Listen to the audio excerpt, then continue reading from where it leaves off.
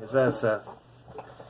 This is going to be somewhat of a shorty because I've touched on this actually in the video I did about my Facebook exchange. But I want to talk specifically about what I get a lot, which is I'm an anti-feminist. Specifically, I hate third wave feminism, and I think it's garbage.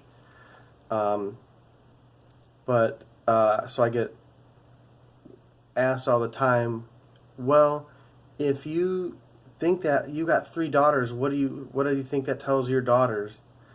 Or oh, look at this guy, the guy has 3 daughters but hates feminism. And people don't, again, we're so quick to label and look at labels as indicators of what a person is that we don't even think beyond the label. So my response most of the time is that I don't know if you guys are familiar with the soft bigotry of low expectations, but whether you're talking about racism, any kind of bigotry or prejudice, it's when you are saying, I'll use in this case, talking about women, you don't realize that in trying to, quote, help women, end quote, and help them attain equality, that the mere position that you're taking, which is that women need help and are incapable of helping themselves, is bigotry.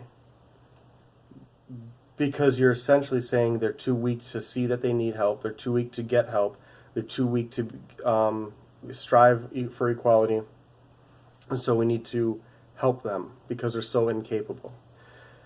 And I pitch that at people all the time when they talk about why I don't want my daughters touching feminism or adhering to any feminist principles. At least, again, specifically, I generalize and say feminism, and that's basically because that's what feminism is today in the West. There's not much coherent feminism going on here in the West. I did a video before about, oh goodness, I'm going to sneeze, hold on. Sorry.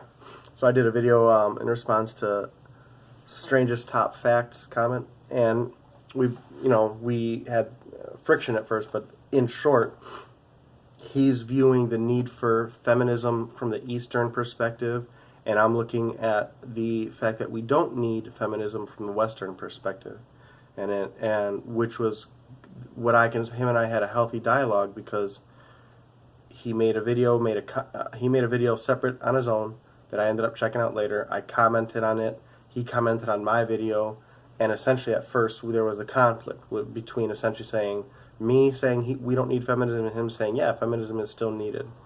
We engaged in a conversation, and both had the insight and the maturity to sit there and say and hash it out. And so you're saying this, no, I'm saying this. Oh, okay, I thought you meant this, and I thought he meant this, and whatever. And came to terms in that feminism here is not needed. I don't want my daughters, I just say all the time, I don't want my daughters thinking they're incapable. That's why they don't need feminism. That's what feminism teaches them. Yeah, that you're always going to be targeted, you're always going to be oppressed, you're always going to be a victim, you're always going to be viewed through the lens of being an incapable woman. You're never going to be able to get on equal footing as in a job market as a man. You'll never get the education as a man, so you need us. And that's enlightening to feminists. That's an amazing feeling, apparently so amazing that they need to instill that into everyone else. I don't want my kids dealing with that. I want my daughters to feel strong, but more importantly, I don't want to raise my daughters that they can do anything, because they can't. Like, I'm sorry. There are some jobs I'm not going to be able to do. I'm not going to be able to become a power lifter. I'm not going to go to the moon.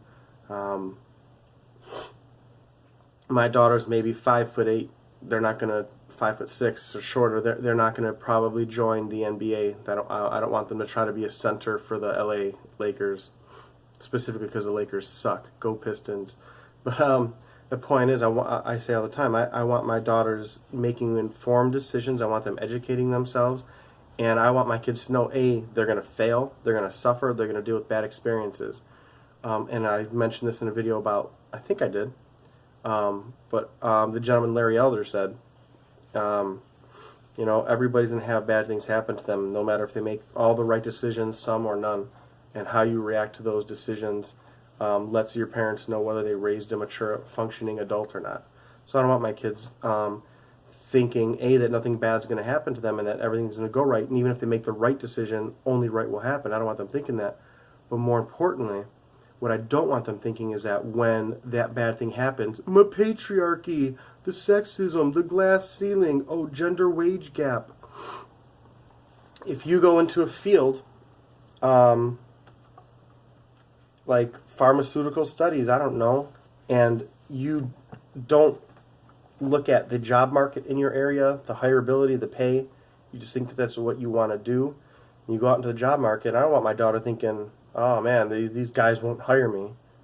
Oh, they'll only pay me this much. Like I would rather have them, in that case, be honest. Like, man, I probably shouldn't have done this degree. Or B, which is more important, which is what I want to instill in my girls first and foremost, is to make an informed decision.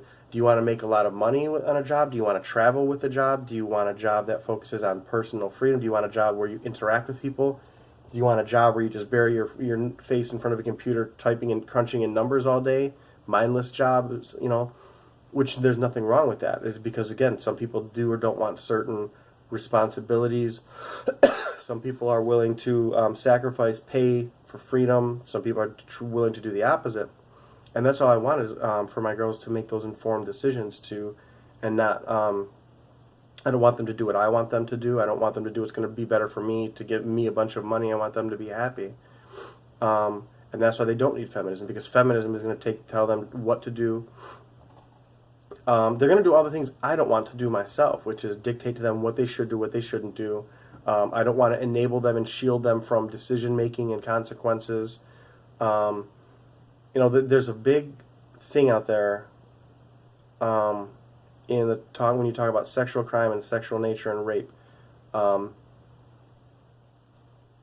where raising a daughter to be responsible and cognizant and truly independent, because independence means you can function on your own. You can make informed decisions. You can see consequences. You know when risk versus rewards sometimes may pay off ignoring versus when it benefits you to adhere to it. Independence is not be able to go out drunk, walk outside in the middle of people you don't know and expect not to be raped. That's ignorance. Because not only could you be raped, you could be mugged, you could be stabbed, you could walk in front of a car and get hit. It's not a wise thing to do, regardless. So, people have a tendency, well, you're blaming the victim. No, I'm not. I'm just holding the victim accountable for their lack of foresight, for their lack of thought, for their lack of risk versus reward. Do you want to get smashed and, heck, you may not even make it out of the bar and suffer consequences. You may just get alcohol poisoning. Who knows? I want to raise my daughters to be able to assess a situation and be comfortable, and hopefully they'll be comfortable with the decision they make. I don't want to raise them through thinking they can do whatever they want and will succeed, if not patriarchy. And if they don't succeed, it's because of the patriarchy. And it's because if they don't succeed, it's got to be because someone was oppressing them. It can't be because they didn't think through their decisions. I don't want my daughters being raised feeling like they're victims all their life. I don't want my daughters being told they've been victims all their life. They just don't know it.